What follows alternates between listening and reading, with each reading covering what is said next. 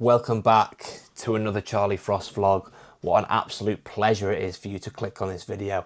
You're probably quite familiar with this background now. We are in the office. It's Sunday night and I've just had a flash to the head. I just got the urge to make a pair of jorts. So that's exactly what I've done. I've just sat here and designed a pair of jorts the past 2 hours. And let me tell you, they're absolutely sick. We'll just have a little moment for this t-shirt as well. The Flame 2 tee, wow, absolutely unbelievable, mate. Now this vlog is going to be all about my design process and how I go about making new pieces for Frost, choosing what pieces I want to actually make and also executing my ideas. Now I got the idea for these pair of jorts from basically a pair of jeans I bought the other week. I bought these jeans from Bershka and I just thought, you know what, this wash is actually really nice. And one thing that is a given the past 3 years is that jorts sell very, very well every single summer in the UK, and I can't see that changing this summer because obviously you've got the World Cup 2026 and last time it was like the Euros, everybody just rinsed the jorts and a football tee. And if I've learned anything about the fashion industry is that it will always repeat itself in cycles. This cycle just happens to be every 2 years. And if you follow me on Instagram, you'll sort of get the idea that I like base colours. I like my whites, my blacks, my greys. Grey is actually my favourite colour, for clothing anyway. So what I've decided to do is make grey jorts to pair with the football top I've already designed because I'm thinking white and grey go so nicely together and you just look a lot more put together than wearing like an average blue pair of jorts. So I just woke up this morning and decided to make the best jorts on the planet basically. And also using the data I gathered from Black Friday, the jeans seem to do really, really well. They didn't initially because I think I priced them too high, which I touched on in the last vlog. I just got a little bit too greedy and thought, who am I charging this much? So that was a part of it. However, when you have a Shopify website, you can link it to something called Google Analytics. And Google Analytics, basically, they have like a bot that crawls your page and it just brings out all data that Shopify sometimes miss because Shopify is more about your actual sales rather than like traffic data. So the past year, I've been using Google Analytics and basically, the most viewed page on Frost, bar the home landing page, every single month for the past 12 months has been the dual denim. Now this is ringing some alarm bells in my mind because if it's the most viewed product, then why isn't it the most bought product? So I put it down to a couple of things. First of all was the price. Fixed the price, flew out, obviously. Second thing, I think it has to do with what I've touched on before about using denim as a fabric. Because obviously people are a lot more acquired fit for denim. I think I said it last time, different waist sizes and leg sizes. What I'm going to do with the jorts to counter this problem is basically what has happened on the pants I've currently got on, and I'll show you now. Now these are from Cotton On, but it will be slightly different than this. These have got a button that basically increases or decreases the waist size, so it removes the need for them not fitting your waist, which is absolutely brilliant. However, what I'm going to do is change it for a nice metal chrome hardware, so it's like a clasp rather than a button, just because I think it's a little bit more premium.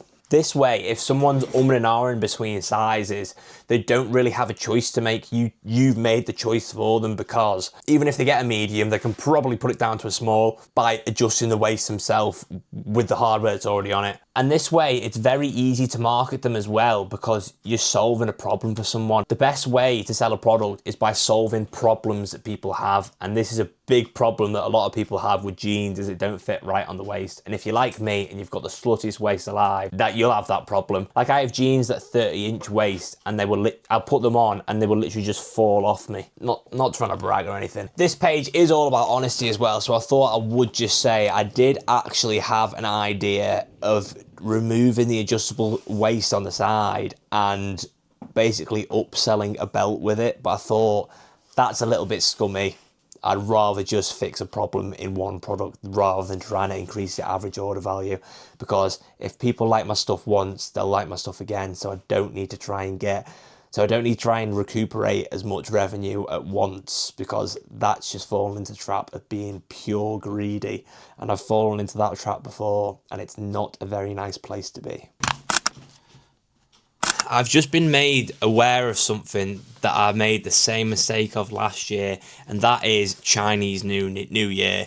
Now, if you know anything about China, is they do not play about Chinese New Year. They are not doing any work for like 3 to 4 weeks. It's a complete shutdown. It's a complete celebration. And every single morning what I do is speak to my manufacturers, because the time difference, it works out. I get about 4 hours speaking to them before they end the day. So that's why I get up as early as possible so I can speak. And I'm currently getting all my samples for next summer. I've just been made aware that Chinese New Year cutoff for samples is the 15th. Now, it's currently the 8th, and the 15th is a Monday, and I don't want to leave it too late. So to give myself a little bit of a buffer and make sure I get everything I need ordered, I need to design everything, have a final tech pack, and also confirm the sample, so pay for the sample, by the 12th, which is Friday. So I've got a lot of work to do. I'm currently trying to source a jorts manufacturer, and I've had some absolutely stupid prices and some stupid MOQs. I need to do a little bit more digging for a manufacturer that works for me.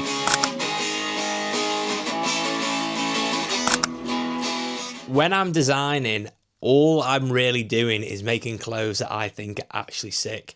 And to get like inspiration for what I want to do, usually I either see something on Instagram that I like, see something on Pinterest that I like, see a vintage piece that I like, or someone I've seen like out and about in like a natural environment is wearing something that I think, oh, you know what, that's actually quite good, but I can make it better. That's actually been the story for every single piece I've ever made. The reason I started the brand in the first place is because I was initially looking for like hoodies that are boxy but not too boxy, and also aren't like so oversized it's ridiculous.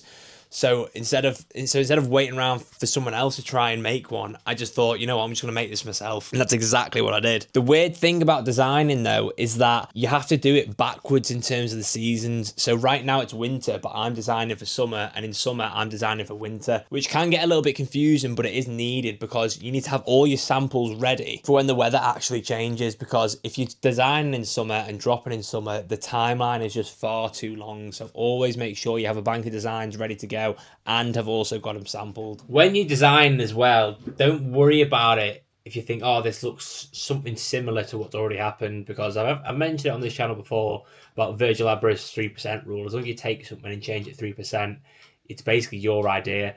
For example, the Off-White logo, which you've probably seen before, was literally just a direct copy of what used to be Glasgow Airport's logo.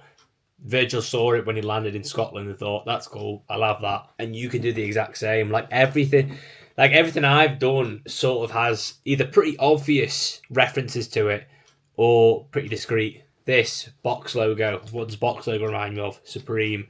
The emblem tee, what does that remind you of? The Ford logo. I've had countless different cars on my t-shirts. And the collection Rockstar, literally every single piece had an iteration from a different band. And I owned it. As long as you're not taking reference from something, and then when someone says something to you, you say, oh no, I came up with myself. Like, there's nothing wrong with taking inspiration from something. I take inspiration from literally everything. Then after I've got all my ideas down, it's actually the hardest part is getting everything down onto one piece of paper or one document, which is a tech pack. Now, a lot of people use a lot of different things. You can either use InDesign, Procreate if you can draw, but I can't. But usually you use a mix between Photoshop and Illustrator, and that's what I tend to use. And the tech packs will always be on Illustrator in vector format. And that's all we touched on last video, is how to make a tech pack. So I won't bore you by going it over again. If you do want to find out how to watch it though, go and watch last week's vlog. However, I do have a free tech pack I can give you, which is like an outline, a skeleton of what you need to include. If you want it, just message me on Instagram. I'll pop it up somewhere on the screen. And then probably the hardest part of it all is finding someone who can actually make it.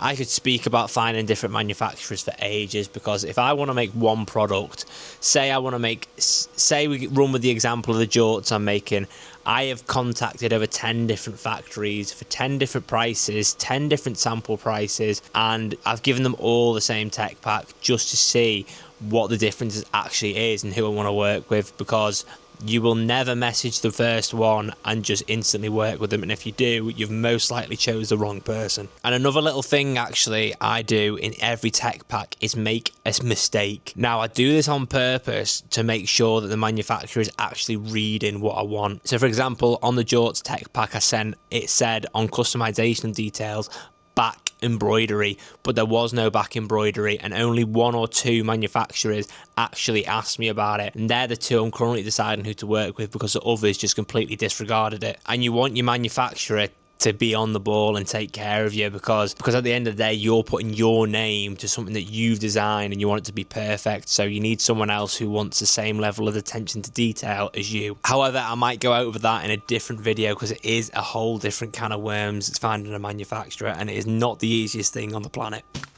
Slightly touching on the manufacturer point, actually, I'm currently speaking to about 10 manufacturers for one sample for the jorts, and the one I decided to get the sample from isn't always the cheapest, because if you're looking for a manufacturer just on price, then you're going to come into a lot of problems, because in order for them to hit that cost per unit price that they've said to you, they're probably going to cut corners on your design along the way, and obviously you don't want that, because you want it to be exactly. Now, the one I decided to go for was a mix of a lot of different things. Like, price is obviously a big factor, because if it's not workable within the markup and the margins, what's the actual point? And another one I think is the most important part for me is communication. The one I've gone for, the communication is absolutely impeccable. That's why I chose them. They're not the cheapest, they're not the most expensive, they're somewhere right in the middle, but because the communication is so good, I'm willing to pay a little bit more, because it gives you ease of mind when you're sending money abroad. Because if you're doing this for the first time as well, it's pretty nerve-wracking, to be fair, because you are just sending money to a random stranger over the internet. So if your manufacturer isn't taking an interest in design and asking you questions about, oh, what rib is this, what size is this, what type of zip do you want, what type of pocket is this, if they just get the design and say, yeah, we'll make it, just bin them off straight away, please, because then they don't have the best interest for you. And as for this week's vlog, we are going to wrap up there. If you did learn anything this week, please make sure you like and subscribe. It does help me more than you know. And I have a new video getting published every single Sunday at 6 PM UK time. Once again, if you want the free tech pack template, make sure to go and hit me on Instagram as well, at Charlie Frost with 2 L's. If you're familiar around here, you know that we always end on a motivational quote. And this week's quote is the following: blowing out somebody else's candle won't make yours burn any brighter.